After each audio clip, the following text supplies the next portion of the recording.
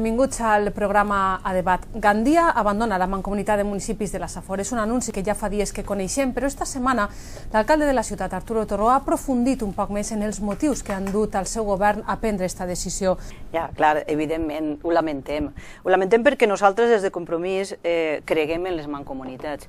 I creguem en les mancomunitats precisament per el que el senyor Soler deia en un principi, perquè si parlem un poc en termes econòmics, sí que està abaratint costos, és a dir, els pobles menuts d'altra manera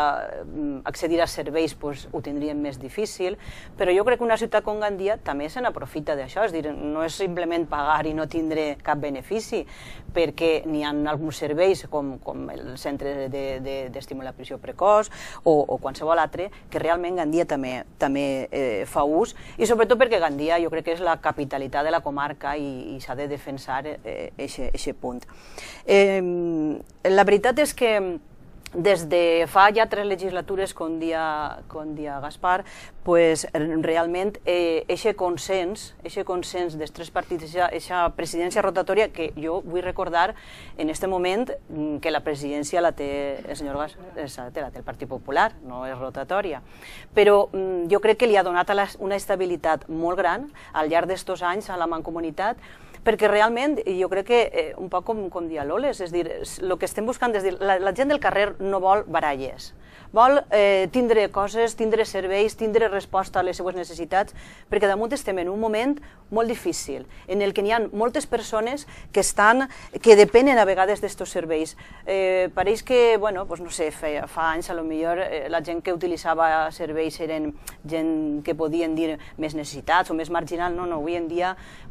és gent normal com nosaltres que necessiten d'alguns serveis. Jo també volia dir que al llarg de la Mancomunitat, d'estos 30 anys, realment la Mancomunitat ha canviat molt el seu funcionament, no se funciona com fa 30 anys ni molt menys. S'han augmentat també serveis, van començar en serveis, pràcticament serveis socials, molt de coses molt puntuals, i ara està tot el tema de la dependència, tot el tema de l'atenció a les famílies, del foment també de l'economia. Ha tingut moments en els quals, junt amb l'Ajuntament de Gandia, s'han portat projectes europeus molt importants que han portat també a la comarca per a la gent que tenia problemes d'ocupació, que realment ara tornem una altra vegada a tindre molta gent desocupada. És a dir, que per una part jo estic d'acord en ell que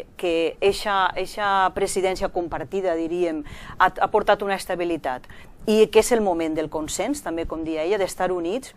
i que realment la Mancomunitat no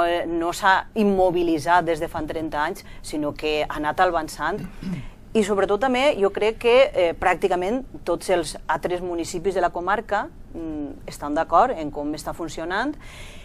i també estic d'acord en que si alguna cosa s'ha de canviar o si alguna cosa vol un ajuntament que canvie, les coses s'han de canviar des de dins, perquè des de fora uno ja dirien que està fora del joc de poder canviar o de poder opinar o de poder proposar coses. L'alcalde feia menció a la necessitat de gestionar d'una altra manera, però com diu Pepa, si Gandia està fora no pot aportar canvi.